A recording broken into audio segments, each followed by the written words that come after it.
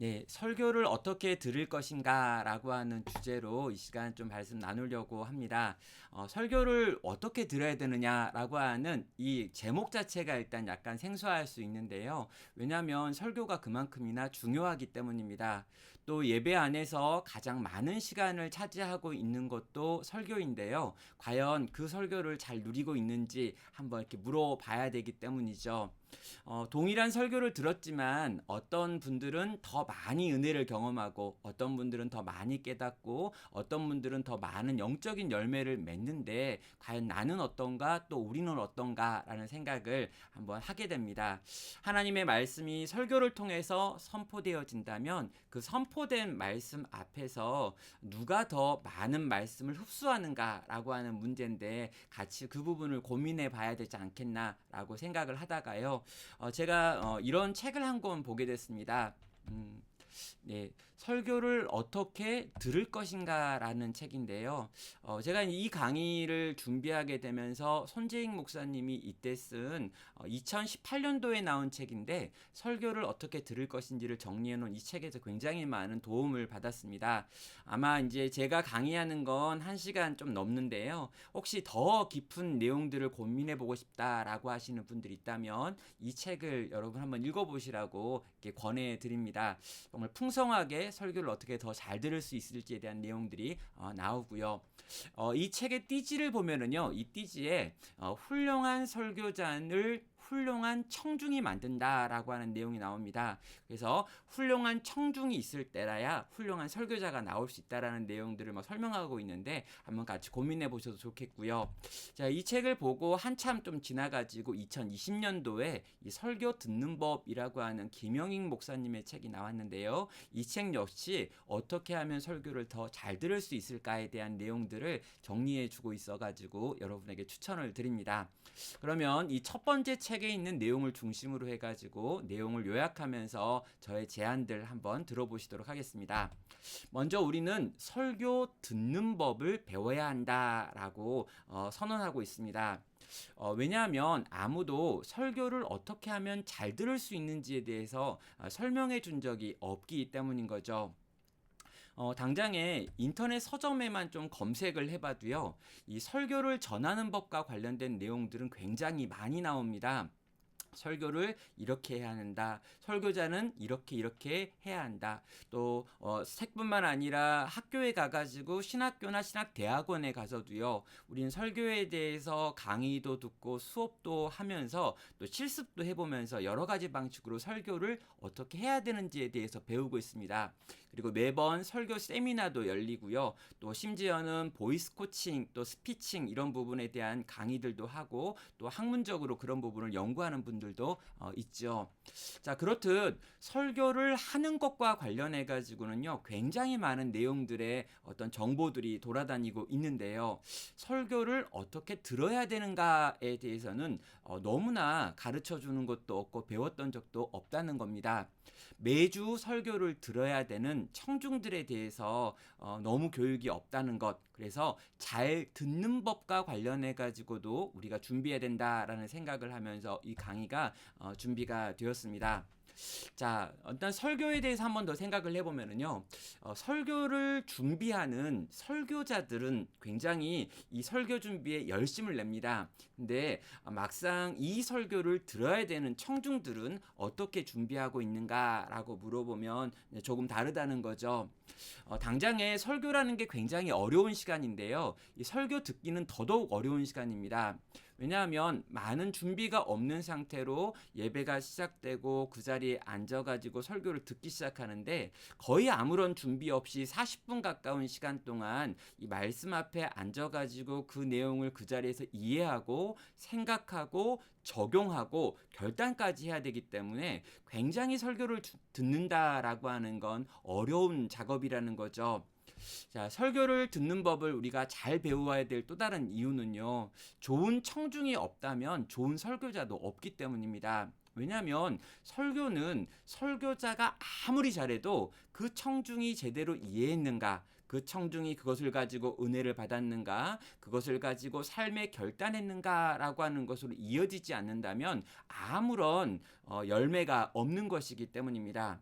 그럼 세계적인 설교자가 와가지고요, 엄청난 설교를 했지만 그 청중 대부분이 그 내용을 이해하지 못했다라고 하면요, 그건 아무런 가치도 없는 설교였다라는 거죠.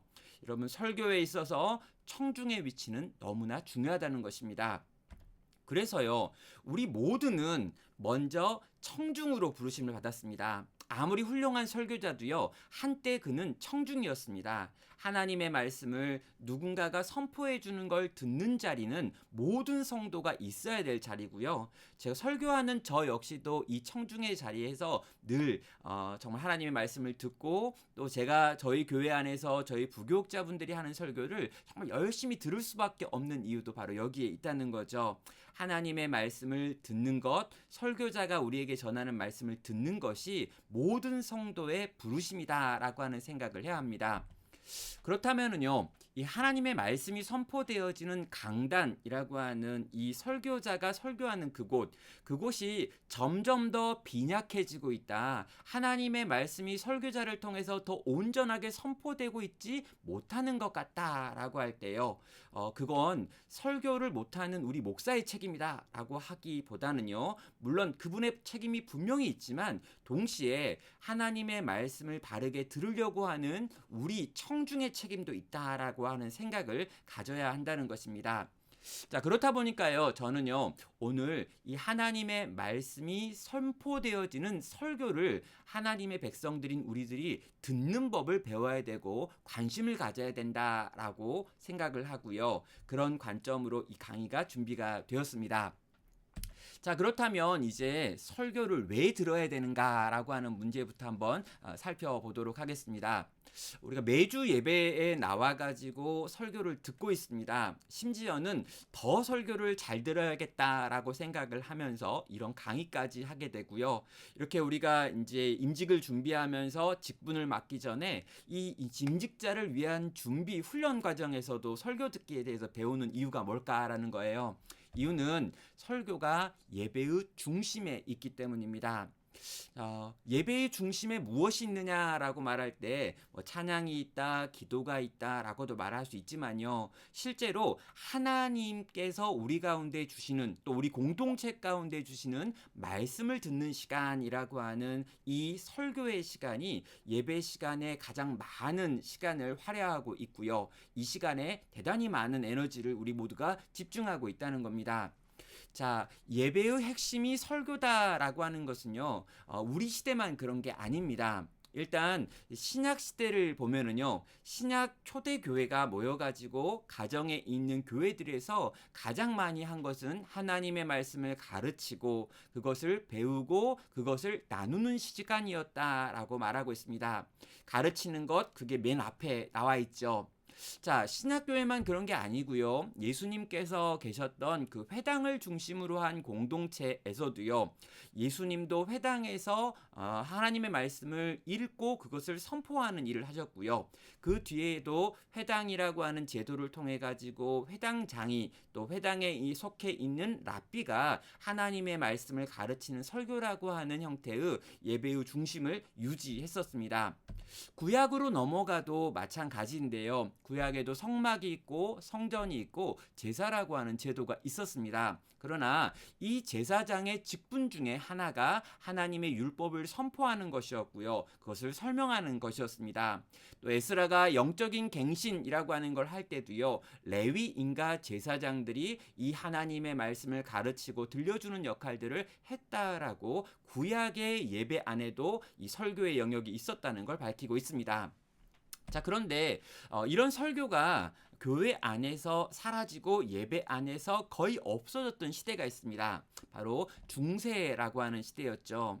이 중세라고 하는 시대에, 특별히 중세 중반을 넘어가지고 이 후반에 가면은요, 점점 더 중세 교회 안에 설교가 사라집니다. 말씀이 사라지고요, 그 안에 여러 가지 의식들이 들어오고 예식이 그것들을 대처하기 시작하는 거죠.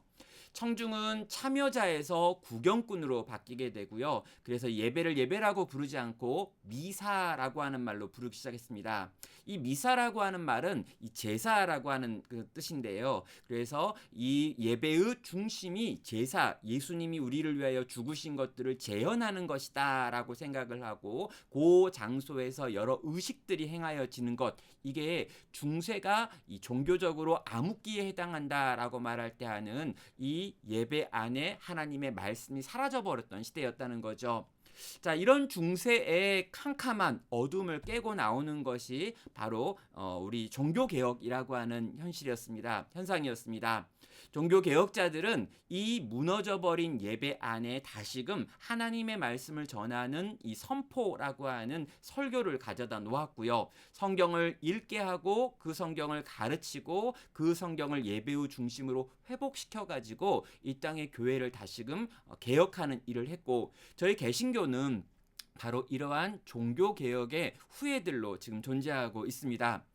우리는 종교개혁의 전통 아래 있습니다. 그러다 보니까 우리가 드리는 예배의 중심에도 설교가 있는 거고요. 이 설교라고 하는 하나님의 말씀을 가르치는 것이 가장 중요한 예배다라고 하는 걸 기억할 필요가 있습니다. 자, 그렇다면 우리는요, 이 설교가 뭐냐라고 하는 또 질문도 해봐야 될 것 같고요. 이게 과연 왜 중요한가라고 하는 질문도 함께 해야겠습니다. 일단 설교는 하나님의 말씀이다라고 말하고요. 교회의 표지다라고 말하고요. 교회의 성경을 개인적으로 읽는 것보다 설교가 더 중요하다라고 하는 말씀을 드리겠습니다. 자, 여러분, 이 세 가지를 좀 말씀을 드렸는데요. 이 말에 대해서 약간 진짜 그런가라고 물어보실 수 있으십니다. 자, 먼저 설교가 왜 하나님의 말씀이냐? 하나님의 말씀은 성경 말씀이고 설교자가 그것을 풀어가지고 우리한테 설명해 주는 그것도 하나님의 말씀이라고 할 수 있는가라고 질문할 수 있겠죠. 자, 여러분, 저는 여기 대언이라고 하는 표현을 씁니다.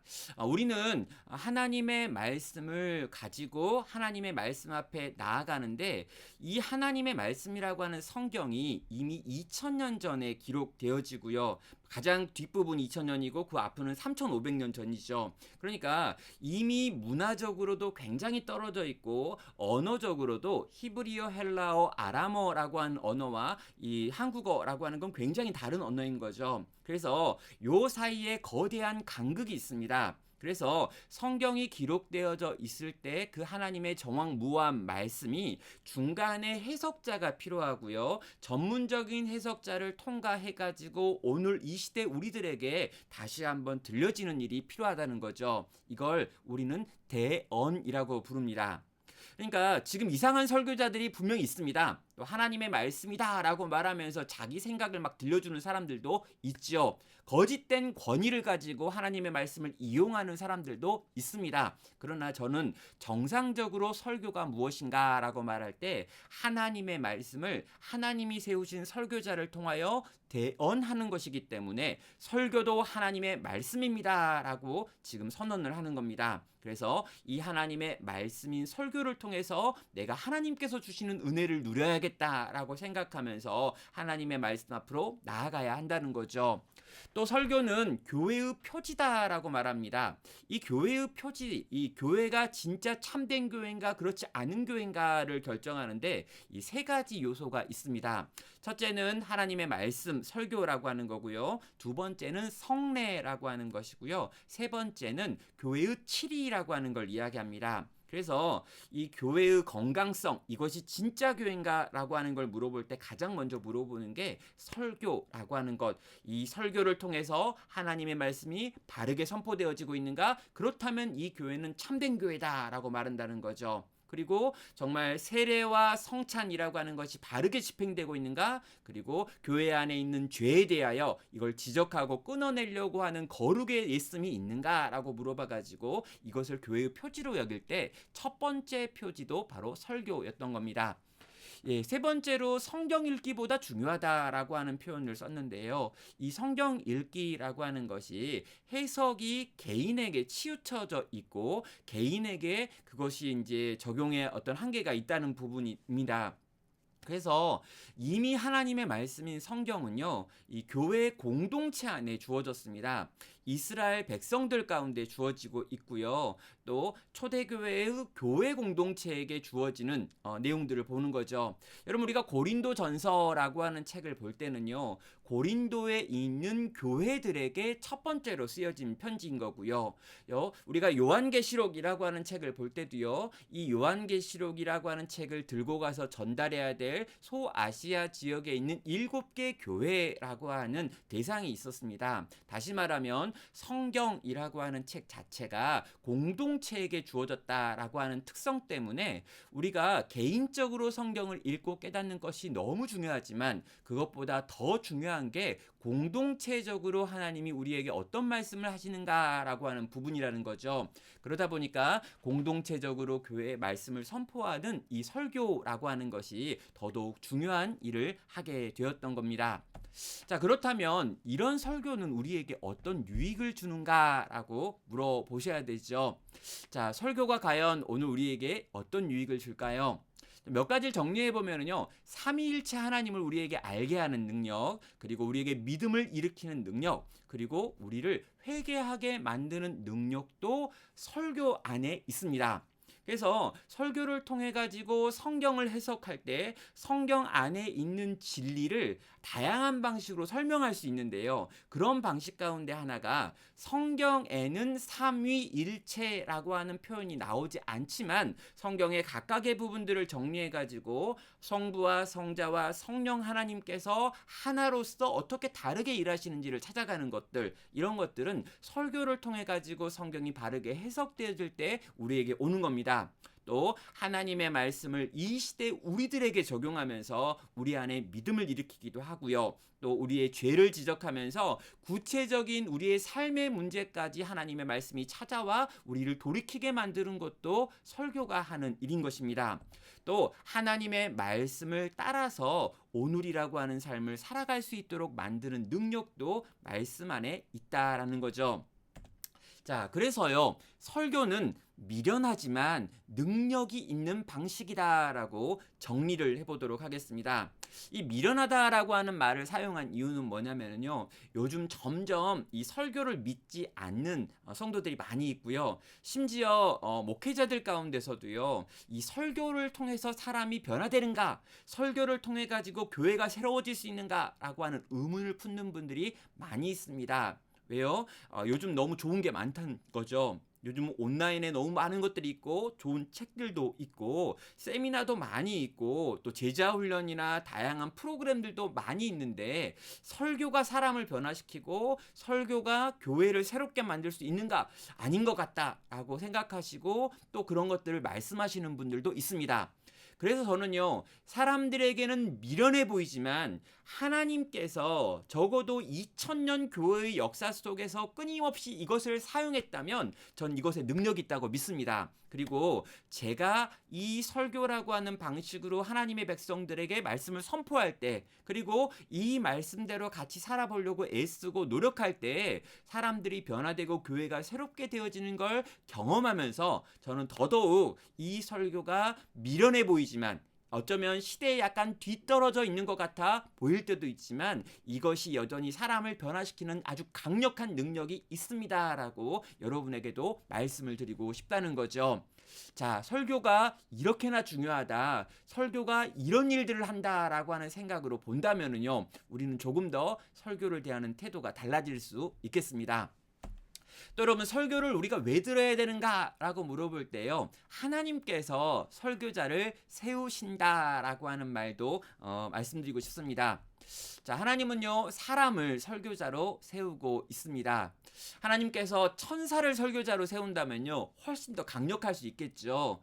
정말 천사나 아주 능력 있는 특별한 어떤 존재들만 설교자로 세워가지고 온 세상에 유튜브 같은 걸 다 연결해가지고 한 사람의 위대한 하나님이 곧바로 찍어가지고 만든 신적인 설교자가 등장해가지고 설교하고 모두가 다 그 설교를 듣는다면 어쩌면 우린 최고의 말씀을 들을 수도 있을 겁니다. 근데 하나님이 그렇게 하지 않으시더라는 거죠. 아주 부족한 사람들이지만 그 부족한 공동체마다 각각의 설교자를 세워서 그 공동체를 향한 하나님의 말씀을 성경을 풀어서 전하도록 만드는 일을 하나님은 하고 계시다라는 겁니다. 하나님은 사람을 설교자로 세우고 있습니다.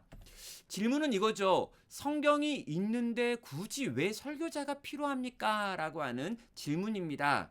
예, 그런데요.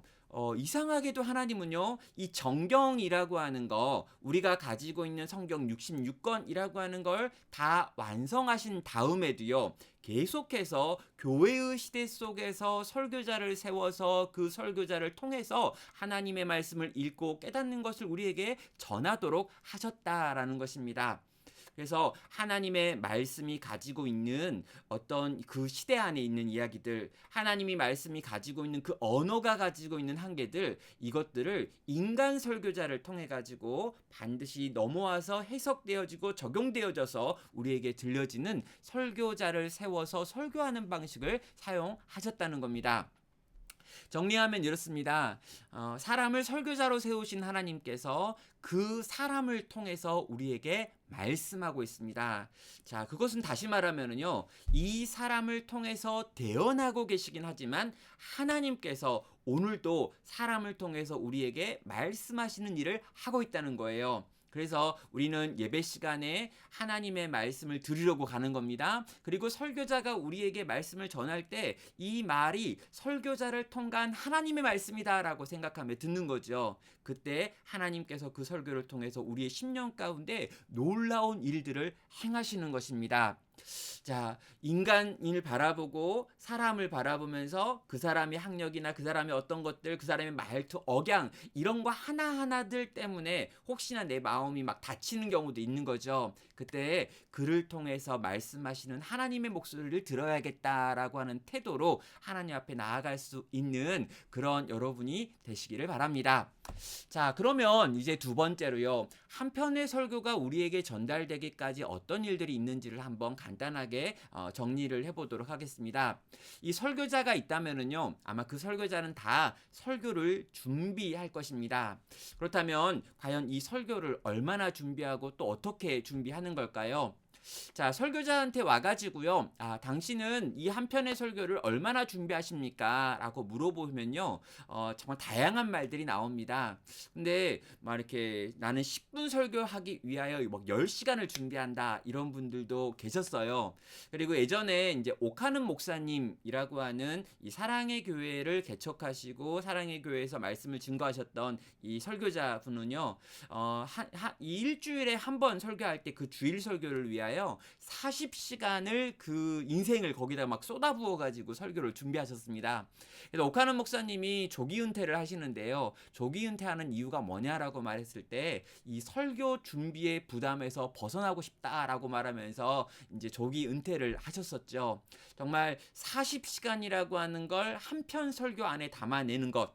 그 당시 한 설교를 40분 정도 하셨으니까요. 이 40분의 설교를 위하여 40시간을 쏟아부어 가지고 애쓰셨던 이야기들을 저희는 이제 들은 적이 있습니다.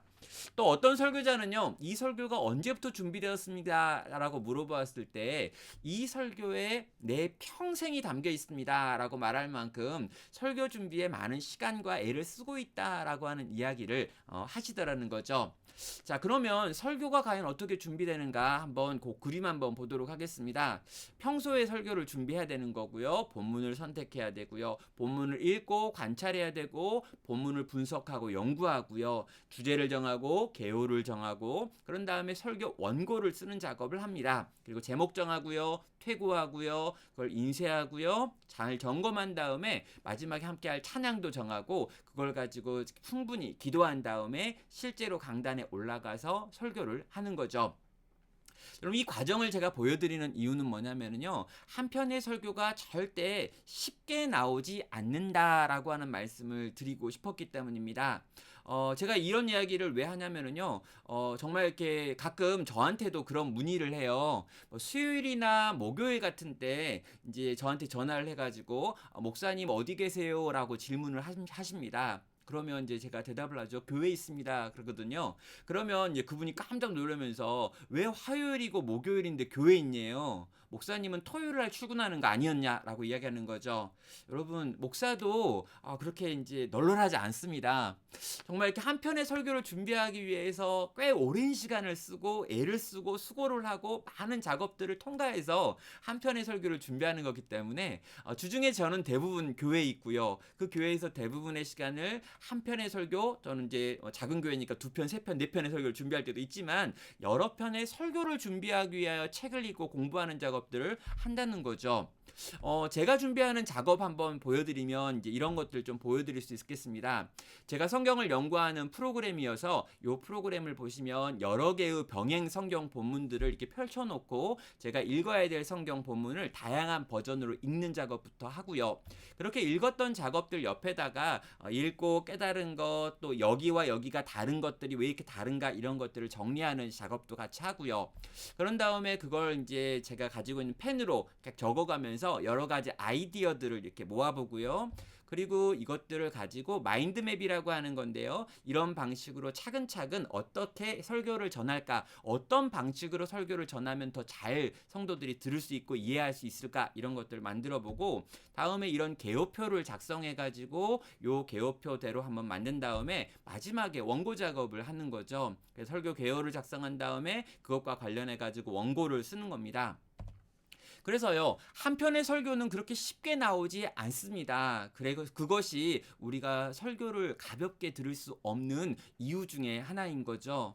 정말 열심히 수십 시간을 들여가지고 한 편의 설교가 만들어졌다면 정말 그 만들어진 설교를 잘 들어서 거기에 있는 영양가, 거기에 있는 좋은 것들을 내가 더 많이 흡수해야지라고 생각하시면서 다가오신다면 우리는 그 설교를 통해서 훨씬 더 풍성한 걸 누릴 수 있다는 겁니다. 자, 한 편의 설교가 만들어지는 과정을 한번 정리를 해봤고요. 그런 다음에 그렇다면 이제 이렇게 중요한 설교, 열심히 만든 설교를 어떻게 들으면 될까라고 하는 우리 이야기의 중심으로 들어가 보도록 하죠.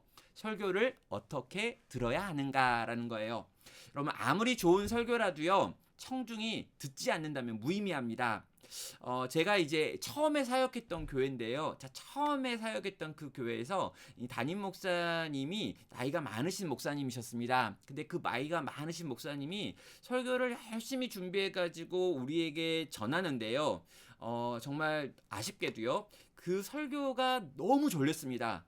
너무 졸려가지고 아무도 깨어있는 사람이 없었어요. 그래서 제가 이제 전도사여가지고 맨 앞에 앉아가지고 설교를 듣는데 너무 졸려가지고, 특별히 주일 오후 예배는 더 졸려가지고 허벅지를 볼펜으로 찌르면서 듣고 있었습니다. 그리고 듣다가 제가 정말 궁금했어요. 제 뒤에 앉아있는 우리 다른 성도님들은 과연 어떻게 설교를 잘 듣고 있나, 이분들은 훈련을 잘 받은 분이어서 다 깨어있는 건가 라고 해가지고 정말 설교를 듣다가 살짝 돌아가가지고 뒤에 있는 분들을 봤는데 다 자고 있었습니다. 너무 놀랍게도 모든 청중이 다 자고 있었고요.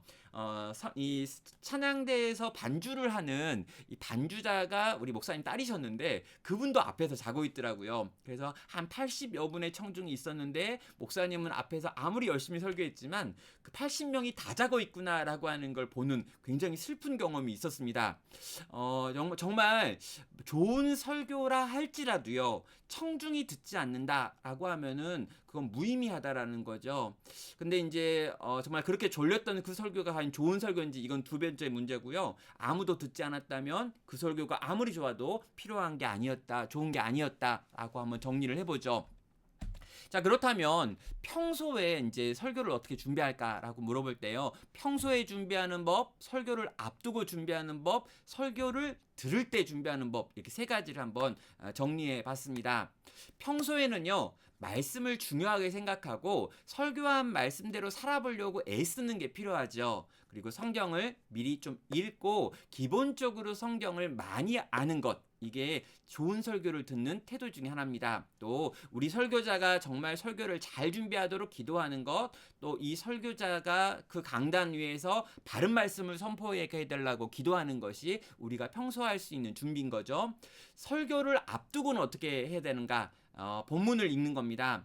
그래서 이 이제 주보가 미리 나오잖아요. 금요일이나 또 이렇게 미리 토요일이나 주보가 미리 나와가지고 홈페이지 같은데 또 이렇게 떠 있으면은 그때 이미 본문이 나와 있을 거 아닙니까? 그렇다면 이 본문을 여러 번 읽으면서 과연 이 본문을 통해서 어떤 말씀이 선포될 것인가를 미리 생각하는 것도 되게 좋을 것 같습니다. 본문을 여러 번 읽어오는 거. 그리고 가능하다면 본문과 관련된 우리가 집에 있는 어떤 책이 있다면 그런 책들도 읽을 필요도 있겠죠. 그래서 잘 본문을 숙지하고 설교를 듣는다면 훨씬 더 적극적으로 말씀을 들을 수 있겠습니다. 그리고 토요일 날 좀 일찍 자는 것, 이것도 되게 필요하겠죠. 그리고 내일 내가 들을 말씀을 위해서 기도하는 것, 그리고 예배 시간에 딱 맞춰 오지 마시고요. 조금 더 일찍 와가지고 말씀을 들을 마음의 준비, 또 몸의 준비를 하시면 어떨까 생각합니다. 급하게 뛰어와가지고 막 숨을 헉거리고 있으면요, 아무리 좋은 말씀이 들려도 잘 안 들리겠죠. 그래서 분주하지 않게 조금 더 먼저 일찍 오는 것도 여러분에게 추천드립니다.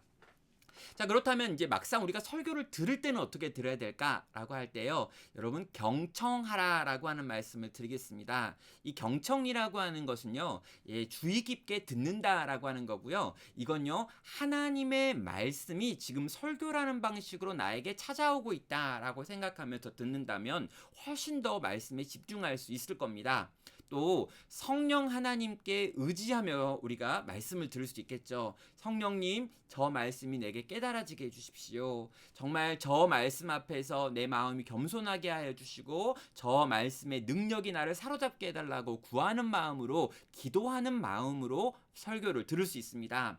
그리고 정말 하나님, 나에게 이 말씀이 어떤 의미가 있습니까? 이 말씀을 통해 내 삶을 바꿔주세요 라고 하는, 정말 이 설교를 통해서 변화받고 싶다, 이 설교를 통해서 내가 정말 뭔가 깨닫고 싶다라고 하는 마음을 가지고 주님께 나아갈 때 이 설교를 듣는 자세 때문에 하나님께서 내게 더 큰 은혜를 베푸신다는 거죠. 우리 분명히 그 좋은 밭의 비유 알고 있습니다. 좋은 밭에 말씀이 떨어지면 30배, 60배, 100배의 열매를 맺는데요. 여러분, 돌짝밭이나 가시밭이나 이 길가밭에는 떨어진 말씀은 똑같은 말씀이었지만 떨어진 씨앗은 똑같은 씨앗이었는데 나오는 결과는 전혀 다른 것으로 나타나는 걸 보셨습니다. 이유가 뭘까요? 그 사람의 마음의 밭이 어떤 것이었는가라고 하는 거죠. 온유한 마음으로, 겸손한 마음으로 그 말씀을 내가 받기를 원하고 그것을 내 마음 가운데 심고 그걸 가지고 참고 견디기 원했던 좋은 밭은 그 말씀의 열매를 맺었다는 거죠. 자, 설교를 듣는 자세가 그토록 중요하다라고 하는 것도 말씀하고 있습니다. 자, 그렇다면 구체적으로요, 설교를 여러분이 들으실 때 도움이 될 만한 몇 가지 팁을 드린다면 몇 가지 이렇게 정리를 해봤습니다. 자, 먼저요, 제목을 읽으십시오. 제목. 설교를 여러분 보실 때, 들으실 때 이 주보에 나와 있는 제목이 되게 중요합니다. 그래서 이 제목을 잘 보고 오늘 어떤 말씀을 할 건가라고 생각을 해보고요. 나중에 기억할 때도 이 제목을 기억하시면 그 내용을 쉽게 기억할 수 있습니다. 그리고 여러분 적으시면 좋겠습니다. 여러분 작은 설교 노트 같은 걸 가지고 적으셔도 좋겠고요. 또 여러분 주보 같은 곳에 혹시 개요가 있다면 요 개요를 좀 이렇게 보시면서 여러분 그 개요를 채워가셔도 좋을 것 같습니다. 이 본문에서 어떤 말씀을 했는지 주제를 적어보고 그 내용들을 이렇게 요약해 보면서 넘어가신다면 설교가 훨씬 더 잘 정리가 될 겁니다. 저는 설교자들한테도 이런 이야기를 좀 많이 하는데요. 여러분이 설교 준비에 여러분의 시간에 100을 다 쓰지 말고 성도들이 설교를 더 잘 들을 수 있게 만들기 위한 시간을 조금이라도 써달라라고 요청을 해요. 그래서 저희 교회 같은 경우에는 주보 안에 제가 전할 설교의 개요가 1, 2, 3, 4, 5 이런 식으로 다 들어가고요. 여기다 적을 수 있는 페이지를 하나 만들어 놓습니다. 그래서 성도님들이요, 설교를 들으시면서 이 개요를 보시면서 그 개요 안에 있는 내용들을 적어 가시면서 듣죠. 그러면 훨씬 더 많이 기억을 하시고요. 기억하신 내용으로 더 풍성하게 나눌 수 있고요. 그걸 가지고 한 주를 살면서 더 많은 결단과 다짐들을 하고 그걸 삶으로 적용을 하더라는 거죠. 또 여러분 설교를 들으실 때 내가 이 30분 전체를 다 집중하지 못했다라고 한다면은요. 이 마지막 부분의 5분은 특별히 더 집중을 하셔야 합니다. 왜냐하면 모든 중요한 설교, 모든 중요한 어떤 글의 끝에 그 결론이 있기 때문이고 설교 같은 경우에는 거의 90% 이상이 결론에 주요 핵심적인 적용들이 들어 있습니다. 그래서 앞에 있는 내용은 내가 중간중간에 다 놓친 부분이 있다 할지라도 결론은 반드시 우리가 집중을 해야 되고요. 거기서 우리가 함께 무언가를 하자, 또 어디를 향하자, 또 어떤 방향을 이야기했다면 그것들은 반드시 기억했다가 한 주간 살아가면서 내 삶에 적용하려고 애써 보셔야 한다는 거죠. 또 여러분 설교 들으시다가 이건 내가 아는 내용이야. 선한 사마리아인의 비유는 내가 완전 빠삭하거든? 이러면서 이미 들었던 내용이라 할지라도 여러분 오늘 내게 주시는 특별한 메시지가 있을 수 있기 때문에 집중하여 듣는 필요도 있죠. 자, 또 어떤 경우는요, 설교를 들으시면서 여러분 불평하시는 부분들이 있습니다. 근데 여러분, 이 불평하시는 부분들에 대해서도 한 말씀 드리고 싶은데요. 정말 정리해본다면요, 적용이 없다라고 해가지고 불평하는 경우가 있어요. 왜 우리 목사님 설교엔 적용이 없을까? 근데 여러분, 모든 설교에서 다 적용점을 찾을 수는 없습니다. 그게 옳지도 않고요. 어떤 본문에서는 그냥 하나님 당신을 깨닫는 거, 예수님이 이런 분이시구나라고 하는 걸 알게 되는 거 그거 자체로도 충분한 적용이기 때문인 거죠. 구체적으로 내 삶에 이러이러하라 하지 말아라라고 하는 말씀이 없는 성경 본문도 있습니다. 그렇기 때문에 그런 본문은 그 본문을 풍성하게 이해하고 깨닫는 것으로도 한편의 설교가 완성되어질 수 있는 거죠. 또 어떤 부분을 강조하지 않았다라고 해가지고 불평하는 경우도 있어요. 왜냐하면 내가 생각하기에 중요한 어떤 건데 왜 저 설교자는 이 부분에서 이걸 말하지 않는가라고 생각할 수 있습니다. 근데 여러분 그 공동체의 상황이 그럴 수 있고요. 그리고 그 설교자가 이번 설교를 통해서 강조하려고 하는 의도가 이게 아니라 다른 거기 때문에 이 다른 부분을 더 강조할 수도 있다는 거죠. 한편 설교에 성경 안에 있는 모든 내용을 다 담아낼 수는 없습니다. 그렇기 때문에 설교자의 어떤 필요와 방향과 목적 그리고 교회 전체의 흐름 안에서 어떤 것은 강조하고 어떤 부분은 강조하지 않을 수 있다는 거죠. 그러다 보니까 강조하지 않은 어떤 부분이 내가 봤는데 왜 이거 말 안 하지? 라고 불평하지 않아도 됩니다. 나중에 그 부분을 또 다른 방식으로 할 수 있는 날들이 있겠죠. 또 여러분 가끔 설교를 듣다가 내가 책망을 당하고 있다라고 생각되어질 때가 있습니다. 그리고 어떤 분들은 내가 표적 설교다라고 말을 하는 거죠. 근데 저는요 절대로 표적 설교하지 않습니다. 저는 절대로 어떤 사람을 찍어놓고 그 사람한테 설교한 적이 없어요. 근데 많은 경우에 하나님의 말씀이 갖고 있는 기능 중에 하나가 그런 게 있는 것 같습니다. 마치 이 이야기를 나를 향해 나를 보며 하는 것 같다. 나 들으라고 하는 것 같아. 라고 느껴지는 때가 있는 거죠. 그렇다면 어떻게 반응해야 될까요? 진짜 하나님이 나 들으라고 하시는 거구나. 라고 생각하면서 그 말씀 듣고 깨닫고 그 부분에 대하여 고치고 변화시키면 되는 겁니다. 정확하게 저 설교자가 나를 찍어놓고 나를 공격한다 라고 느껴질 만큼 선명하게 말한다면 그건 문제가 있는 거죠. 그런데 그게 아니라 어떤 말씀을 풀어서 정리하고 가르치는 가운데 내 마음에 무언가 찔림이 있다면 하나님의 말씀의 기능 가운데 하나인 혼과 영과 관절과 골수를 찔러 쪼개면 내 마음에 감춰진 모든 것들을 드러나게 하는 말씀의 능력이 내게 찾아온 거라는 거죠. 그렇다면 그 말씀 앞에 거부가 아니라 반항이 아니라 수용하고 받아들여서 나를 바꾸는 방식으로 반응하는 것이 더 옳은 반응이라는 겁니다. 또 어떤 말씀은 나랑 상관없다라고 생각하는 경우가 있어요. 대표적인 경우가 이 5월달입니다. 5월달이 되면 가정의 달이라고 이런저런 가정과 관련된 말씀을 많이 하는데요. 저도 가정의 달 설교하는 게 굉장히 어려운 것 같습니다. 왜냐하면 부부의 아름다움을 설교 몇 번 해봤는데요. 부부가 아닌 분들이 너무 많고요. 또 부모와 자식 간의 관계들 이야기했더니 우리 부모님 다 돌아가셨다 이러고요. 그래서 참 어렵다라는 생각이 들어요. 나랑 직접적으로 연관되지 않았다라고 생각되어지는 본문이나 내용을 설교할 때 우리는 딴 생각을 하게 됩니다. 근데 여러분 그때도요 나와 다른 우리 공동체가 함께 이 말씀 가운데 있다라고 하는 생각을 가지고 함께 듣는 것도 필요하고요.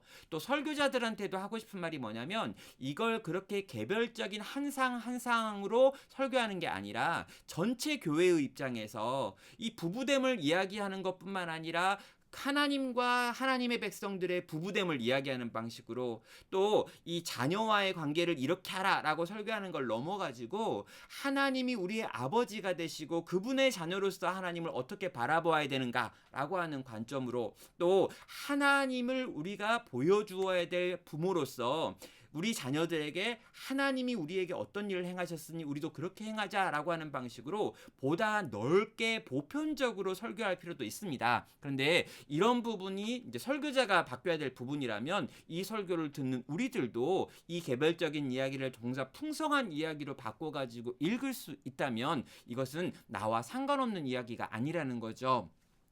또 여러분 반복되는 설교라고 불평하는 경우도 있습니다. 저 같은 경우도 이제 10년 차 담임 목사인데요. 그리고 23년 정도 제가 설교하는 일을 했습니다. 그러다 보니까 10년 차 담임 목사가 되니까 생기는 게 문제가 뭐냐면은요. 성경 안에 있는 중요한 본문들은 대부분 다 설교를 해버린 거예요. 그리고 제일 어려운 게 절기 설교입니다. 이 성탄절 설교 진짜 어렵고요. 이제 뭐 감사주일 설교, 성탄절, 뭐 이렇게 뭐 오순절 뭐 이런 거 있잖아요. 너무 고통스러워요. 왜냐하면 옛날에 다 했어요. 다 이미 다 그 주제는 끝나버렸습니다. 근데 그 본문으로 돌아가지 않고는 설교할 수 없을 때가 있어요. 저희 교회 이름은 나눔 교회인데요. 그래서 우리가 가지고 있는 걸 나누는 것 굉장히 중요한 우리 교회의 가치입니다. 그런데 이 주제와 가장 연관이 잘 돼 있는 본문이 선한 사마리아인의 본문이죠. 선한 사마리아인과 관련된 설교를 제가 벌써 한 4번 정도 한 것 같습니다. 그 본문만 가지고요. 그래서 어떻게 하면 이 본문을 피해갈 수 있을까 고민하지만 어쩔 수 없이 선한 사마리아인의 본문을 또 설교할 때가 있는 거죠. 예, 그래서 반복되어지는 설교라 할지라도요. 그것이 이 공동체에 꼭 필요한 말씀이고 우리 구성원들이 계속 바뀌고 새 가족이 들어오고 또 우리 젊은 세대가 들어오고 바뀌는 일들이 있기 때문에 반복되어지는 설교도 있을 수 있습니다. 그게 너무 많이 반복되어진다. 그러면 그 부분이 있다면 나중에 나오는 이 설교자한테 찾아가 가지고 뭔가 말씀을 해야 돼요. 그러나 그런 것이 아니라면 그것이 적절한 수준에서 일어나는 또 이유 있는 반복이라면 그것 가지고 불평하지 않으셔야 되는 것도 말씀을 드립니다. 또 여러분 설교가 길다라고 불평하는 것. 예, 여러분 교회에 있는 설교가 어느 정도 되나요?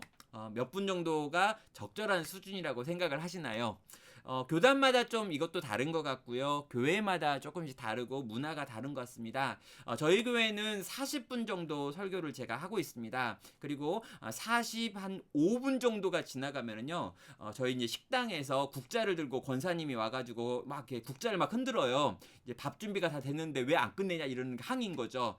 그리고 그때는 빨리 끝내야 됩니다. 근데 제가 이제 코로나 때 약간 이제 기분이 좋았던 게 뭐냐면 이제 밥도 안 하고 성도들도 교회 안 오다 보니까 제 설교가 아무리 길어도 항의하는 분이 한 분도 없더라고요. 어차피 저는 카메라 보고 설교하니까. 그래가지고 아무튼 설교를 길게 해본 적도 있습니다. 근데 이제 제가 생각하기에 이런 거예요. 정말 설교가 몇 분이 가장 좋습니까? 라고 하는 질문에 대한 정답은 없습니다. 근데 존 스토트 같은 분들이요, 이렇게 이야기하는데요.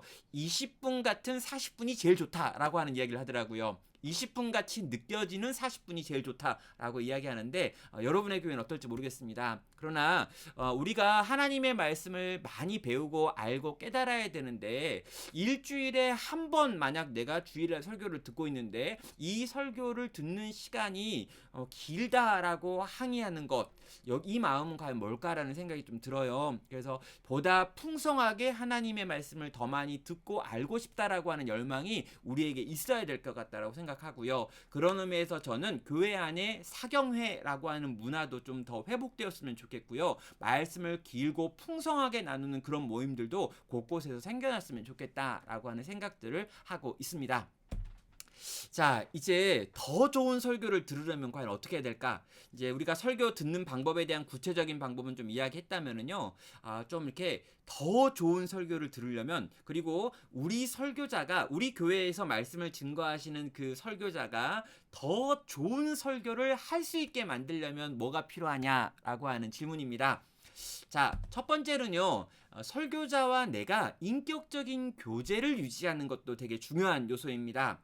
자, 여러분, 설교가 언제 잘 들리냐라고 하면은요, 그 설교자와 내가 친밀하면요, 설교자의 말이 잘 들립니다. 되게 신기하죠? 당장에 이런 것도 있습니다. 성도와 설교자의 거리가 멀면 멀수록이요, 설교자가 무슨 말을 하건 그게 나한테 하는 말이 아닙니다. 그런데 설교자가 우리 집에 신방도 오고, 설교자가 내 이름을 알고, 설교자가 내 가족의 사항들을 알고, 내 기도의 제목까지 알고, 내가 이러이러한 문제를 가지고 언제건 찾아갈 수 있는 거리 안에 있다면, 설교자와 설교를 듣는 청중이 가까운 관계, 인격적인 관계에 있다면, 그때 설교자가 전하는 설교가 훨씬 더 강력하게 내 삶에 영향을 미치기 시작합니다. 그래서 우리가 설교자와 인격적인 교제를 유지하는 것, 그것이 설교를 잘 듣는 방법이고요. 또 하나는 설교자를 존중하는 태도가 우리에게 필요합니다. 설교자가 나랑 너무 가까워서 너무 허물이 없이 지내는 거, 이거 굉장히 좋고 중요하지만, 또 그것이 설교자와 나 사이에 허물이 없음으로 인하여서 그가 말하는 말을 존중하지 않게 되어지는 경우도 있습니다.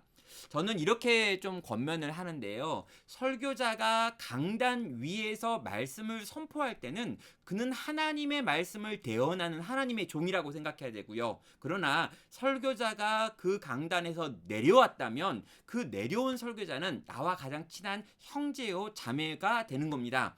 정말 우리와 형제가 된다, 우리와 자매가 된다, 우리랑 가족이다라고 하는 생각이 강단 아래서 이 설교자와 우리의 관계라면, 그가 강단 위에서 하나님의 말씀을 펼쳐서 가르치는 상황이라면 그때는 하나님의 대언자로 그를 바라보고 존중하는 일이 있어야 한다는 거죠. 설교자와 화목한 것, 그래서 중요하다라고 말씀을 드렸고요. 또 설교자와 다른 누구와 비교하지 않으셨으면 좋겠습니다. 이 부분도 되게 중요한 것 같습니다. 예전에는 설교가 온라인상에 이렇게 많이 있지 않았습니다. 그리고 모든 사람이 스마트폰을 가지고 언제든 다른 사람들의 설교를 듣는 그런 시대도 아니었죠. 그래서 지금 한국 교회 많은 이 성도들은요, 우리 교회 담임 목사 설교와 이찬수 목사님의 설교를 맨날 비교하는 거예요. 그분은 그렇게 뜨겁게 하던데 왜 우리 목사님 그거 안 되나? 또 막 이렇게 한국에 있는 유명한 설교자들의 설교들이 언제건 우리가 볼 수 있는 곳에 있다 보니까, 우리가 볼 수 있는 다양한 인터넷에서 존재하는 설교들을 하고 있는 그분들과 우리 교회 우리 목사님의 설교를 비교하는 경우들이 많습니다. 그러면 대부분 우리 목사님보다 저 인터넷에 설교하는 분들이 더 설교를 잘한다라고 느낄 수밖에 없죠. 예, 그래요. 맞아요. 그분들이 더 설교 잘합니다. 왜냐면요, 그분들은 일주일에 한 편 설교를 하고요, 그 한 편 설교를 위하여 목회 비세부터 해가지고 많은 사람들이 달라붙어가지고 한 편 설교를 만들기 위해 애쓰고요, 그리고 그걸 이미 1부, 2부, 3부에서 해본 다음에 4부를 여러분이 보는 거거든요. 그러니까 다 외웠어요, 이미. 그러니까 그 인터넷에 나오는, 그리고 이미 그렇게 나와 있는 유명한 설교자들의 설교와 우리 목사님의 설교를 비교할 때 우리 대부분은 우리 목사님의 설교가 좀 못하구나라고 하면서 되게 이제 그분들을 이렇게 좀 우습게 볼 수 있습니다. 또 이건요, 우리 부교육자들을 볼 때도 마찬가지예요. 부교육자가 만약 여러 명 있는 교회라면 이 막 에이스, 그리고 약간 좀 이렇게 떨어지는 친구 1, 2, 3등 막 이렇게 정해가지고 부교육자들의 순번을 정해가지고 누가 설교 잘하고 누가 설교 못한다, 이걸 이렇게 막 정하시는 성도님들도 봤습니다. 어떻게 그걸 아냐고요? 저희 금요기도회나 저희 수요기도회 때 이렇게 돌면요, 어느 분이 한다라고 할 때 숫자가 좀 많이 오고, 어느 분이 한다고 할 때 숫자가 좀 적게 오는 이런 경우가 있는 거죠. 여러분, 모든 설교자가 다 똑같은 은사를 가진 건 아닙니다. 그리고 다 똑같은 성숙도를 가진 것도 아니지요. 그러다 보니까 설교자들마다 설교의 수준이 조금씩 다를 수 있습니다. 그런데 중요한 건 뭐냐면요, 이 설교를 그 사람이 한다라고 생각하지 마시고, 그 사람을 통해서 하나님께서 우리에게 주시는, 우리 공동체에게 주시는 말씀이다. 그래서 거기서 내가 배워야 될 거, 깨달아야 될 거 얼마를 내가 가지고 가야 한다라고 생각하신다면, 우리는 설교자가 증거하는 말씀을 통해서 훨씬 더 많은 것들을 배우고 익힐 수 있겠다라는 거죠. 중요한 건 우리가 이 같은 설교를 들었다 할지라도 더 풍성히 누리는 쪽으로 어떻게 하면 변화될 수 있을까, 나갈 수 있을까라는 걸 아셔야 하는 겁니다. 자, 그리고요, 이제 좀 더 이렇게 어려운 부분이고 우리 마음에 좀 불편한 부분일 수도 있고요. 이 부분은 목회자분들한테도 참 불편할 수 있는데 여기 중직이 되실 분들이기 때문에 한번 아셔야 됩니다. 설교를 분별해야 한다라는 거죠. 모든 설교가 다 좋은 설교가 아닙니다. 때로는 악한 설교도 있습니다. 때로는 절대로 들어서는 안 되는 설교, 강단에서 해서는 안 되는 설교가 있고, 만약 강단에서 그 일이 일어나고 있다면 여기 이제 여긴 장로교잖아요. 여기 장로교라면 당회가 구성되어 있고 당회에 장로님들이 계시는데요. 여러분, 당회의 기능 중에 하나가 이 설교자의 설교에 관하여 피드백을 하는 것, 또 이 설교가 지금 바르게 선포되어지고 있는 걸 점검하여서 더 바른 설교를 할 수 있게 만드는 것도 장로의 역할입니다. 당회의 역할 중에 하나입니다. 저희 교회 같은 경우에는요, 저희 교회 당회 장로가 되려면은요, 일단 신학 공부를 하셔야 돼요. 그리고 우리 장로님들 지금 교육받고 있는 것도 이런 교육을 받고 있는 거죠. 그리고 장로 피택을 받으시면 저희 교회에서는 이제 저희가 건전하다고 생각하는 주석을 선물로 드리고 있습니다. 왜냐하면 우리 장로님들은 설교를 분별하는 일을 하고 실제적으로 바른 설교가 그 교회 공동체에 선포되도록 하는 일에 기여하는 일을 해야 되는 장로의 역할 중에 하나가 이 설교와 관련된 부분이 있기 때문입니다. 설교를 분별하는 거죠. 자, 여러분, 잘못된 설교를 분별해야 됩니다. 어떻게 분별합니까? 이렇게 말해야 되는 거죠. 설교를 매번 듣는데 위로와 감동만 있어요. 뭔가 이렇게 느낌이 좋은데 마음이 따뜻해지는데 계속 그것만 일어난다는 거죠. 두 번째요, 성경 본문이 뭐라고 이야기하는지를 거의 들려주지 않아요. 성경이 딱 처음에 낭독이 되고 처음에 성경 구절 몇 구절을 인용하기는 했는데 그 성경의 내용이 무엇인지를 설명해 주지 않은 채로 설교가 매번 진행되고 끝나버린다면 여러분, 이거 잘못된 설교입니다. 자, 그리고 언제나 같은 결론만 나오는 거.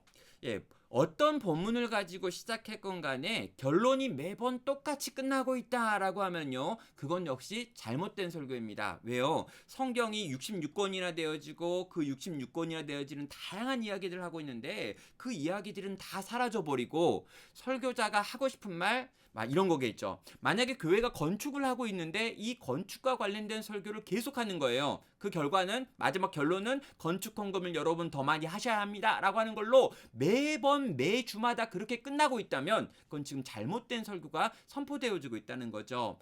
본문이 있다면 그 본문의 내용의 풍성한 해석과 그 본문이 우리 가운데 요구하는 적용을 향해 나아가야지 매번 같은 결론, 잘못됐다는 겁니다. 또 여러분, 무조건 아멘을 강요하는 설교도 문제인 거고요. 큐티를 나눔하는 것처럼 개인이 성경을 읽고 한 30분 정도 성경을 읽기만 해도 나오는 결론을 가지고 매주 설교하고 있다면 이 설교자가 설교 준비를 열심히 하고 있지 않는 거죠. 그렇다면 여러분, 이 부분에 대하여 분명히 여러분은 말씀을 하셔야 합니다. 목사님, 설교 준비를 더 풍성히 하셔야겠습니다. 우리가 성경을 30분 읽고 정리할 수 있는 수준의 이야기를 매주 들려주시는 건 아니잖아요 라고요. 여러분, 또 웃기는 설교 있습니다. 설교가 너무너무 웃긴 거예요. 그래서 막 배꼽이 빠지는 막 그런 설교. 한때 이제 그런 설교로 유명했던 분들도 있습니다. 유머가 설교의 대부분인 거죠. 그리고 우리를 웃기게 만들려고 엉터리 유머를 만들어내거나 과장하거나 아주 말 실수를 막 만들어가지고 하는 그런 설교. 그래서 정말 내가 그 설교를 들었는데 많이 웃었다. 근데 여러분, 왜 우리가 설교 들으면서 웃어야 합니까? 여러분, 설교를 들으면서 어떤 부분에서 웃을 수 있습니다. 그런데 웃었다라고 하는 것만 기억나는 재밌는 설교는요, 결단코 하나님의 말씀이 우리에게 들려는 것 아니라는 거죠. 하나님의 말씀이 우리 가운데 들어와서 우리를 교육하고 의로하고 바르게 하고 정말 우리를 정말 이렇게 벗어난 곳에서 돌이키는 그런 일들을 일어나야 되는데 매번 우리가 웃다 왔다라고 하는 건 은혜 받은 게 아니라는 겁니다. 또 어떤 분들은요, 화려한 말솜씨가 있습니다. 정말 글을 잘 쓰는 거, 그리고 말을 잘하는 거 있습니다. 멋있는 말들이 계속 나오는 거죠. 근데 여러분, 멋있는 말들이 계속 나오는 것도 좋은 설교는 아닙니다. 하나님의 말씀이 바르게 해석되고 그 말씀이 바르게 적용되어서 우리의 삶을 향해 도전하고 있는 그 말씀이었다는 거죠. 지식을 자랑하는 설교, 뭐뭐 하는 뭐 이렇게 막 여러 유명한 사람들의 이야기, 많은 인용들, 멋진 책들이 등장하고 있지만 하나님의 말씀이 잘 나와 있지 않는다면 그 역시 잘못된 설교다는 거죠. 여러분 정리하면 이렇습니다. 분별력 있는 청중이 훌륭한 설교자를 만듭니다. 여러분이 깨어 있는 하나님의 말씀을 듣는 청중이 되면은요. 여러분이 하나님의 말씀을 그렇게 진지하게 생각하고 있기 때문에 설교자도 함께 진지해질 수밖에 없습니다. 저는 이게 설교자와 이 청중, 그리고 청중과 설교자가 완전히 연결되어 있다는 거예요. 청중이 웃기는 이야기를 좋아해요. 그러면 설교자는 점점 웃기는 이야기를 많이 할 수밖에 없습니다. 청중들이 감동을 받고 싶어하고 은혜로운 예화들을 너무너무 듣고 싶어해요. 그러면 설교자는 점점 더 그의 설교에 많은 예화들을 집어넣고 재밌고 감동적인 말들을 집어넣게 됩니다. 예. 그런데 만약에 청중이요. 하나님의 말씀을 듣고 싶어해요. 그리고 그 말씀이 깨달아질 때 즐거워합니다. 그리고 그 말씀이 바르게 적용되어질 때 힘을 냅니다. 그리고 그 말씀대로 살아가고 일주일 내내 그 말씀을 붙들고 살아내고요. 그렇게 살아낸 말씀을 가지고 돌아와서 그 말씀을 나누고 있습니다. 그러면은요, 설교자가 엉뚱한 소리 못합니다. 설교자가 점점 더 하나님의 말씀을 바르게 전해야겠다라고 생각합니다. 그리고 이 말씀을 바르게 전하기 위하여 더 많은 시간 애쓰고 수고해서 말씀 안에 있는 진리를 끄집어내고 이 진리를 힘있게 전하기 위하여 성령을 구하게 된다는 거죠. 저는 그런 의미에서 하나님의 말씀을 더 잘 선포하는 설교자를 청중이 만든다라고 말하는 거죠. 사랑하는 여러분, 그래서요, 여러분이 설교를 분별하는 일을 하셔야 되는 겁니다. 여러분, 훌륭한 설교자를 찾기가 어려운 이유가 뭘까라고 질문을 해봅니다. 정말 요즘 이제 그런 이야기 많이 하죠. 좋은 설교자 찾기가 너무 어렵다. 들을 만한 설교가 너무 없다. 뭐 이런 이야기를 막 합니다. 그리고 왜 우리 목사님은 이렇게 설교를 못할까? 뭐 이런 이야기를 저도 곳곳에서 듣고 우리 목사님 설교 좀 잘하게 해달라고, 그리고 신학교에서 뭘 그렇게 가르치냐고 라고 하는 말을 들을 때가 있습니다. 저는요, 1차적인 이유는 이 설교자 때문이라고 확신합니다. 이 설교자가 준비가 안 돼서 그런 거예요. 일단은 여러분, 이 설교자가 되기 전에 우리가 이 목회적인 소명을 받았다라고 이야기를 하거든요. 근데 이 소명을 받았다라고 하는 요 부분에서요, 예전에는요, 이 종교개혁 시대나 그 이후에 얼마의 시대 동안은요, 이 설교자가 소명을 받았다라고 할 때 이중으로 소명을 물었습니다. 하나는 내적인 소명이었고요, 다른 하나는 외적 소명이었습니다. 자, 이 내적 소명은 뭘 말하는 거냐면 하나님이 나를 부르셨습니다. 하나님이 나와 함께 하시고 나를 이 공동체의 설교자로 세우셨습니다. 라고 하는 내면의 확신을 말할 때 내적 소명이었습니다. 그런데 이 내적인 소명은요, 반드시 외적인 소명으로 확인을 받아야 했습니다. 이 외적인 소명은 뭐냐면 그 사람이 있는 그 공동체가 당신은 하나님이 우리 공동체의 설교자로 세우셨습니다. 당신은 하나님의 말씀을 전하는 은사가 있습니다. 라고 하는 걸 인정해 주는 거죠. 그래서 그런 은사와 재능과 기질과 성향이 당신에게 있다는 걸 그 공동체가 인정해 줄 때 외적 소명과 내적 소명 이 두 가지가 있는 그가 신학교에 가가지고 신학을 공부하고 그 다음에 설교자가 되었던 겁니다. 근데 오늘날에는요, 이제 이 외적인 소명이라고 하는 부분이 거의 다뤄지지 않습니다. 그냥 내가 내 마음에 불을 받으면 내가 설교자가 돼야지라고 신학교에 가봐서 거기서 얼마 안 되는 짧은 신학교육을 받고 설교자가 되는 경우들이 있는 거죠. 그래서 설교자가 잘 준비가 되어 있지 못하는 경우들이 있습니다. 분명히 이 부분이 맞고요. 이 부분이 있고요. 이 부분에 대해서 신학교도 고민을 해야 되고요. 내가 지금 목회자가 되겠다라고 하는 분들도 고민을 하셔야 합니다. 여러분, 말하는 은사가 없는 분, 내가 글을 쓰는 은사가 없는 분, 많은 책을 읽고 그것을 정리하고 그것을 가지고 공부하여 연구하여 결과물을 만들 기본적인 지적 능력, 읽고 쓰고 말하고 신학을 공부하고 그걸 가르칠 만한 능력이 없다, 재능이 별로 없다라고 하시는 분들은 이 설교자의 역할에 서는 게 굉장히 어렵다는 거죠.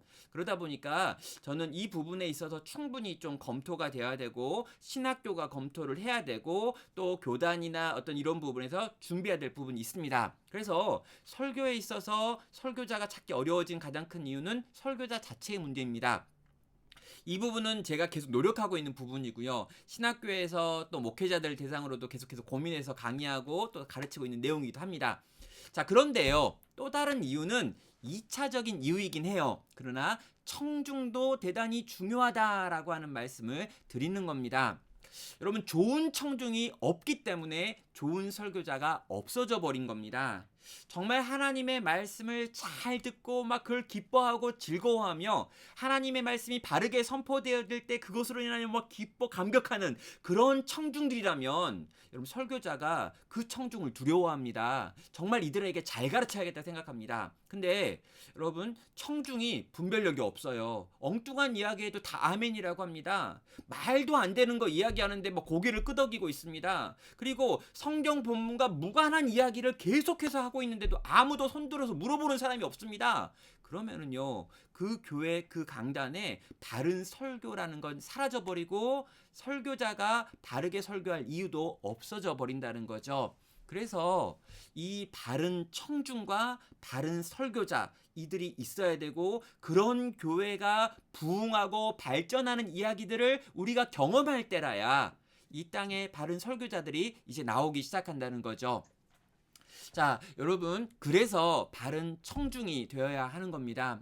훌륭한 설교자와 훌륭한 청중은 연결되어 있는 거죠. 그래서 우리의 역할인 훌륭한 청중이 되기를 선택하고요, 결단하고요, 이 일에 대하여 열심을 내는 게 여기 계신 우리 중직자분들이 함께 같이 고민하고 애써야 될 부분이 되는 겁니다. 자, 그렇다면 설교를 다 들은 다음에 우리는 어떻게 해야 될까요? 설교는 반드시 반응으로 나타나야 됩니다. 설교는 청중의 변화를 요구하기 때문인 거죠. 그래서 여러분, 설교를 들은 내용 있잖아요. 그걸 여러분 제발 마음에 간직하십시오. 여러분 노트에 적으십시오. 주보에 어디 귀퉁이에다 적어 놓으십시오. 그걸 적어가지고 집에 가시는 길에 꼭 한번 읽어보세요. 그리고 잠들기 전에 읽어주십시오. 다음날 아침에도 읽어주세요. 그래서 여러분, 제발, 제가 제일 비참한 게 뭐냐면요, 월요일날 만난 성도님들이 주일날 설교를 거의 기억하지 못하는 것 때문에 비참해요. 나는 그렇게 열심히 준비했는데 그 설교를 기억 못하다니, 뭐 이런 거 있잖아요. 제목도 기억 못하고 본문도 기억 못하고 무슨 이야기인지도 기억 못합니다. 그러면은요, 여러분, 어떤 생각이 드냐면 그 설교가 이 청중에게 아무런 변화도 일으킬 수 없는 거구나라는 걸 확신하게 됩니다. 왜요? 여러분, 기억하지 못하는 걸 가지고 생각하지 않습니다. 생각하지 않았는데 그걸 적용할 수는 없죠. 그러다 보면요, 절대로 설교를 수십 년 들어도 아무런 변화도 일어나지 않더라는 것입니다. 그래서 설교 내용을 마음에 간직하십시오. 그걸 가지고 내가 생각하고 또 생각하고 또 생각하십시오. 그리고 그걸 내 삶 속에서 어떻게 실천할 수 있을지를 고민하시고 실제로 그걸 해보십시오. 그러면 설교가 내 삶 속의 실천으로 나타나면서 말씀이 나를 변화시키는 선순환의 사이클이 그려지기 시작한다는 거죠.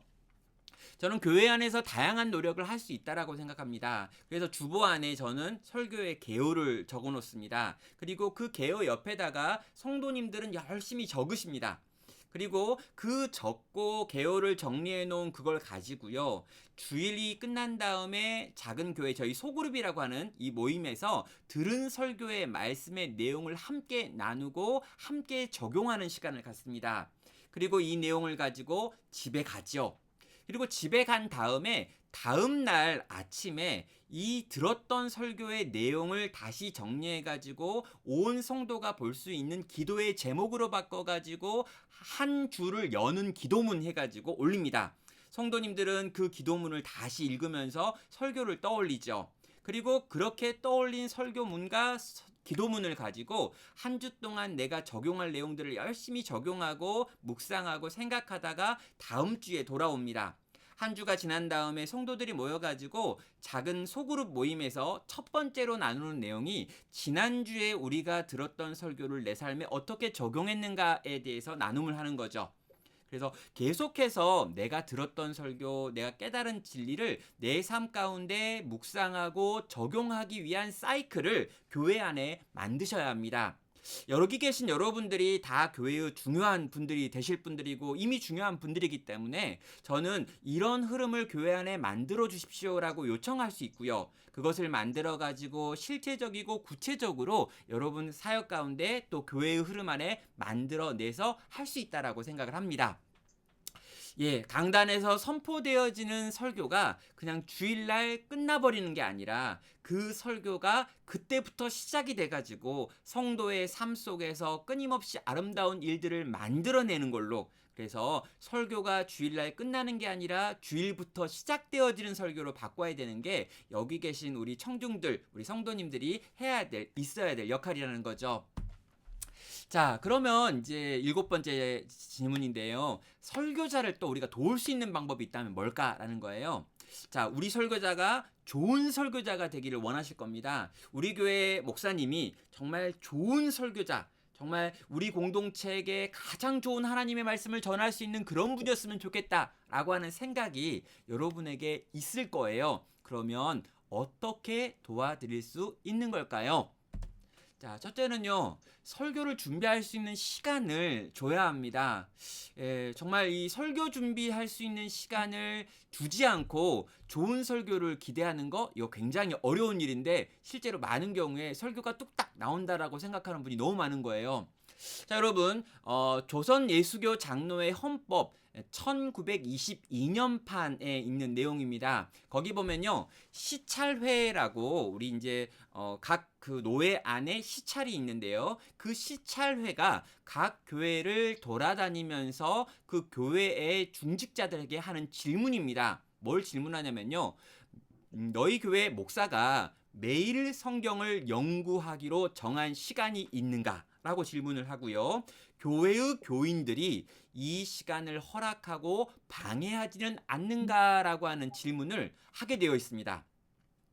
이게 뭐냐고요? 예, 그 교회가 그 교회 목사에게 설교 준비할 수 있는 시간을 충분히 주는가 주지 않는가를 시찰이 돌아다니면서 그 교회의 당회에게 질문했다라는 거죠. 그리고 한편 설교를 위해서 20시간 정도의 시간을 준비할 수 있도록 배려하는 것, 이게 그 교회 당회가 그 교회 목사에게 어떤 사역을 부여하면서 주는 가장 중요한 요청이었다는 겁니다. 그만큼이나 한국교회는 목사가 설교를 준비할 수 있는 시간을 확보할 수 있도록 만들었다는 거죠. 요즘 우리 목사들이 설교를 못한다면 어쩌면 이 목사에게 너무 많은 일이 부여되는 게 아닌가라고 한번 물어보셔야 될 것 같습니다. 두 번째는요, 또 설교자가 공부할 수 있도록 재정적인 도움을 주는 부분도 필요합니다. 저는 이걸 이제 도서비를 책정하라라고 이야기를 하는데요. 목회자들이 설교가 가장 중요한 일인데 실제로 이 설교를 준비하는 과정에서 책을 사야 되고요. 공부를 하기 위해 어떤 프로그램이 필요할 수 있고요. 또 어떤 세미나나 이런 부분들을 참여해가지고 거기서 배워야 합니다. 또 부교육자들도요. 지금 이 시기가 자기가 정말 좋은 설교자로서 준비되어질 수 있는 이런 공부와 준비의 시간이기도 하거든요. 그렇다면 그들이 이런 것들을 할 수 있도록 재정적인 필요들을 도와야 되는 거죠. 도서비를 책정하는 부분들 만약 되어 있지 않다면 여러분 책정하셔야 합니다. 그리고 그 어떤 세미나나 좋은 강의를 듣게 만들기 위하여 가야 된다라고 할 때 교회가 그 일에 대하여 업무라고 인정을 해줘야 되는 거고요. 갈고 공부할 수 있는 재정적인 부분을 책정해가지고 보내줘야 합니다. 이런 부분이 안 돼 있는데 설교자가 좋은 설교를 하기 원한다라고 하는 건 좀 이렇게 잘못된 거죠. 그래서 여기 계신 분들이 중요한 직책들을 담당하게 되신다면 이런 부분이 교회에 있는지, 그리고 이것들이 잘 집행되고 있는지를 확인하고요. 도서비를 책정해놨는데 책을 안 사는 목사가 있다. 그러면은요, 왜 책을 산 영수증이 없습니까? 해가지고 제발 좀 책을 사서 읽으십시오라고 강요하는 것도 여기 계신 여러분들이 하셔야 될 일이기도 합니다. 또 여러분 한 편의 설교를 열심히 잘하셨다면 잘한 설교를 듣고 좋은 설교를 들었을 때는 감사하다라고도 표현을 해주십시오. 정말 열심히 준비한 설교 애쓰셨구나 수고하셨구나 라고 하는 걸 말해주고 들려줄 때 설교자가 더 힘을 내거든요. 여러분 설교자가 하나님의 칭찬 때문에 말씀을 증거합니다. 그러나 여러분 사람이기 때문에요. 성도님들이 또 교회의 중요한 직분을 가지고 있는 어떤 중직분들이 어떤 설교를 듣고 감동받고 그 감동으로 인하여 삶을 바꿨고 새로운 일들을 하고 있다라고 하는 말을 들려줄 때 더 힘을 내서 설교를 준비할 수 있는 거죠. 더 힘을 내서 설교할 수 있도록 칭찬을 아끼지 마시기 바랍니다. 또 여러분 조언하셔야 될 경우가 있다면 조언하셔야 합니다. 여러분의 역할은 그냥 듣고 예라고 하는 게 아니라 때로는 이 말씀에 대하여 더 풍성한 하나님의 말씀을 들려주려고 요청해야 되기 때문이죠. 그러나 조언하는 여러분의 태도에 있어서는 겸손과 온유라고 하는 걸 절대로 잊어서는 안 될 것 같습니다. 그리고 이 위아래 있는 걸 좀 묶어서 말한다면요. 이제 겸손하게 조언하면서 목사님 책을 사서 보세요. 이렇게 말하면 더 좋을 것 같아요. 아무튼 여러 가지 방식을 사용할 수 있는데요. 아무튼 여러분이 어떤 부분에서 조언이 필요하다면 조언해야 합니다. 그러나 겸손과 온유라고 하는 태도는 반드시 지켜주셔야겠죠. 또 설교의 부담을 줄여주라 라고 하는 말씀을 드리고 싶습니다. 많은 설교의 횟수는요, 실제로 설교자로 하여금 설교를 준비하지 못하게 합니다. 그래서 이제 교회 규모에 따라서 목회자의 설교 횟수들이 정해지는데요. 뭐 일주일에 내가 설교를 10편 정도 한다. 아니 일주일에 설교를 뭐 새벽기도, 수요기도, 금요기도, 주일 오후 막 해가지고 막 10편 가까이 하는 목사님들을 본 적이 있어요. 목사님들 꽤 많이 있습니다. 근데 저는요 그 목사님들의 설교가 거의 준비하지 않은 설교의 수준이다라고 확신해요. 왜요? 설교의 준비의 시간이 이렇게나 많이 들고 한편 본문을 연구하는데 이런 시간들이 써져야 되고 이렇게 공부해야 되는데 이런 시간들을 거의 갖지 못한 채로 설교할 때 좋은 설교를 할 가능성이 별로 없다라는 생각을 하는 거죠. 그리고 이렇게 과중한 설교 횟수가 설교 표절이라고 하는 것과도 연결됩니다. 이렇게 많이 설교하는데 어떻게 내가 다 준비한다는 거죠? 이미 되어 있는 여러 가지 구조를 가져온다나 원고를 가져온다가 하는 일들이 많이 한국 교회가 유독 설교 표절이 많은 이유도 어쩌면 과도한 설교의 횟수 때문일 수 있다는 거죠. 그래서 설교의 횟수를 줄이도록 조절할 수 있다면 조절하는 것도 필요하고요. 설교 말고 성경을 공부한다거나 또 어떤 좋은 책을 같이 읽는다거나 아니면 우리 설교자들을 좀 나눠 가지고 적절하게 배분을 한다거나 라고 하는 방식으로 설교 횟수를 줄여줄 수 있는 방식들도 우리가 찾아볼 수 있다면 찾을 수 있어야겠습니다. 또 여러분 쉼의 자유를 주라라고 하는 이야기를 하는데요. 설교라고 하는 게 노동이다라고 하는 걸 좀 인정해 주셨으면 좋겠습니다. 제가 이제 여러분에게 이제 강의를 하고 있어요. 근데 아마 이제 저는 용천도에서 하는 이 세미나에서 이 강의는 이제 오늘이 마지막일 것 같습니다. 왜 그런 거냐면요. 제가 이 강의를 이미 오래전에 준비를 했고요. 이 강의 PPT를 열심히 만들어 가지고 이렇게 완성을 했습니다. 그리고 이제 오늘 또 이렇게 강의를 하고 있는데요. 제가 지금 똑같은 강의를 용천노에서 3번이나 하면서 처음에 이 강의를 준비했었을 때만큼 열정을 담아 가지고 전하지 못하고 있구나라는 생각을 준비하면서도 또 전하면서도 느끼거든요. 그래서 똑같은 이야기를 계속하는 건 저에게 마이너스다라는 생각이 들어가지고 여기까지 해야지라고 생각을 합니다.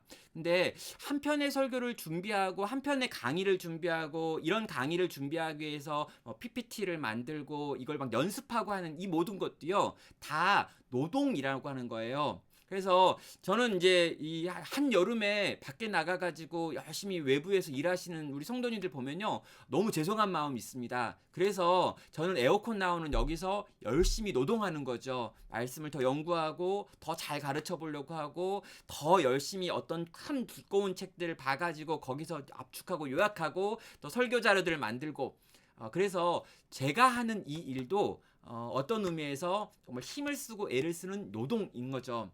근데 이 노동의 특징이 뭐냐면요. 머리가 너무 아프다는 거예요.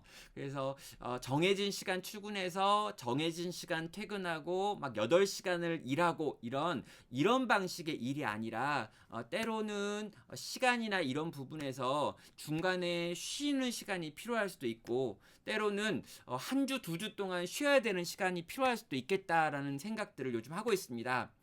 제가 10년 동안 한 교회에서 계속해서 말씀을 전하는 일을 했더니요. 제가 이제 점점 몸이 이렇게 마음이 좀 약해지는구나 이런 생각이 들 때가 있는 거죠. 그리고 뭔가 좀 쉬면서 재충전하지 않으면 열심히 달려가기가 어렵구나라는 생각이 들었습니다. 그래서 저희 교회에 저희 당회에 요청을 해가지고 3개월 정도 안식월을 달라라고 하는 요청을 해가지고 그 3개월 안식월을 지금 준비하고 있는 중에 있습니다.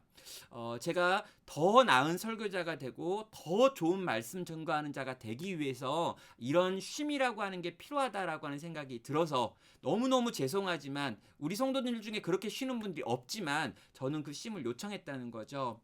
예, 때로 설교라고 하는 게 이런 거일 수 있구나. 이게 굉장히 많이 마음을 쓰고 뇌를 쓰고 생각을 하는 문제이기 때문에 이런 방식의 쉼도 필요할 수 있겠구나라는 생각이 들었습니다. 마지막으로는요, 여기 계신 직분자 분들이잖아요. 여러분이 가지고 있는 그 직분에 최선을 다하는 것, 이게 설교자를 좋은 설교자로 만드는 방법일 수 있습니다. 설교자가 교회 안에 있는 각 직분이 해야 되는 또 다른 일들까지 하게 하지 않게 하고요. 설교자가 해야 될 가장 중요한 말씀을 증거하는 그 일에 집중할 수 있도록 각 직분들이 그 직분의 일들을 잘하시면 실제 설교자가 자기 직분에 해당하는 설교를 더 잘할 수 있다는 거죠. 그럼 장로님들이 교회의 중요한 목양의 역할들을 너무너무 잘하신다면 또 여기 권사님들 또 이렇게 이분들이 교회의 중요한 연약한 자를 돕는 일을 너무너무 잘하신다면 또 교회의 집사들이 교회의 행정과 관련해 가지고 교회의 구체적인 어떤 사역들과 일들과 관련해 가지고 많은 부분들을 담당하여 애쓰고 수고하신다면 그렇다면 이 목사가 해야 될 가장 중요한 역할인 말씀 맡은 주의 종이라고 하는 역할을 더 잘할 수 있다는 거죠. 그래서 여러분이 이미 다른 이제 강사분들에게 배웠고 또 배우고 있는 그런 여러분의 직분에 해당하는 그 일들을 더 잘 최선을 다해 하실 때 설교자가 더 설교를 잘할 수 있다라고도 말씀을 드립니다. 네, 정리하면은요. 이 설교와 관련해 가지고 혹시 여러분이 지금까지 구경꾼의 자리에 있으셨다면 이제 여러분이 이 설교에 참여자가 되셔가지고 한 편의 설교들을 만들어 가시면 좋겠다라고 여러분에게 제안을 드립니다. 하나님께서는 여전히 이 미련해 보이는 설교를 통해 가지고 일하고 계시고요. 우리를 이 미련한 설교를 듣는 청중으로 부르셨습니다. 예, 우리 모두는요. 설교자인 저를 포함해 가지고 여기 계신 모든 분들 다 이 설교를 듣는 청중으로 1차적으로 부르셨다는 거죠. 하나님의 부르심입니다. 그리고 이 청중은요. 결단코 구경꾼이 아닙니다. 가만히 앉아가지고 그 시간 거기 앉아 있는 그리고 막 그 앉아 있으면서 집에 있는 딴 생각하고 막 이런 생각하면서 그 시간을 보내는 그런 종류의 사람이 아니다라는 거예요. 누구입니까? 이 말씀 공동체의 참여자입니다. 설교자도 설교를 준비하지만 청중도 이 설교를 준비하고 함께 이 설교를 누리는 거예요. 그래서 이 말씀 공동체 안에서 우리가 함께 아름다운 말씀, 그 말씀의 능력을 경험하고 체험하는 곳으로 나아가야 합니다. 네, 훌륭한 청중이 되려 노력했지만 실패하는 경우들이 있습니다. 예, 내가 더 좋은 청중이 돼야지라고 했는데 내가 이제 잘 못했어요. 그러면요, 더 노력해야 될 부분도 있죠. 또 하나는 기도가 필요한 경우도 있습니다. 성령님, 제발 내가 더 바른 말씀을 듣고 깨닫고 삶 가운데 적용할 수 있도록 내게 은혜를 베풀어 달라고 기도하는 시간들이 필요해요. 그리고 마지막 세 번째가요. 여러분 설교자가 문제가 있는 경우가 있습니다. 여러분 이런 경우가 정말 없어야 되는데요. 정말 설교자가 정말 바른 말씀의 종이 아닌 경우가 있어요. 예, 잘못된 과정을 통과해서 만들어진 설교자이거나 아니면 지금 그가 전하는 설교가 하나님의 말씀과 무관하거나 그걸 계속해서 반복하거나 또 교회의 중요한 직분을 가지고 있는 분들이 여러 가지 방식으로 설교를 분별했는데 잘못된 설교의 방식이어서 그것에 관하여 말했는데 아무런 반응이 없는 그런 경우가 있다면요. 여러분 그런 경우에는요.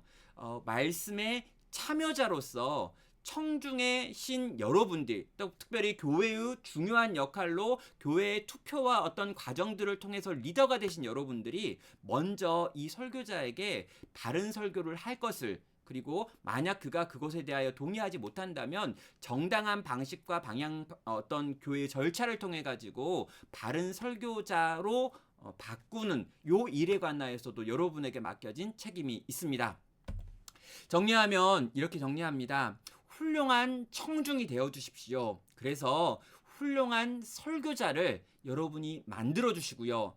훌륭한 청중과 훌륭한 설교자가 만나는 그 자리에서 정말 하나님의 교회가 말씀으로 견고히 서가는 것을 우리가 경험하고요. 내가 경험하고요. 우리 교회가 경험하고요. 다시 하나님의 말씀이 정말 물이 바다를 덮은 같이 이 땅을 덮고 새롭게 만드는 일을 경험하게 만드는 그런 여러분이 되시기를, 또 여러분이 섬기는 교회가 되기를, 여러분의 교회의 설교자가 되기를 간절히 주님의 이름으로 축복합니다. 네. 네. 양상이 감사합니다. 아유, 감사합니다. 아유, 우리 정성스러운 강해 주신 우리 강사님께 한번